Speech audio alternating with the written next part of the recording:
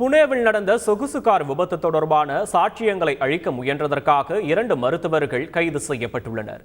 புனேவில் கடந்த வாரம் போர்ஷே காரை மதுபோதையில் ஓட்டிய 17 வயது சிறுவன் சாலையில் சென்ற பைக் மீது அதிவேகமாக மோதியதில் பைக்கில் பயணித்த தம்பதியினர் தூக்கி வீசப்பட்டு சம்பவ இடத்திலேயே உயிரிழந்தனர்.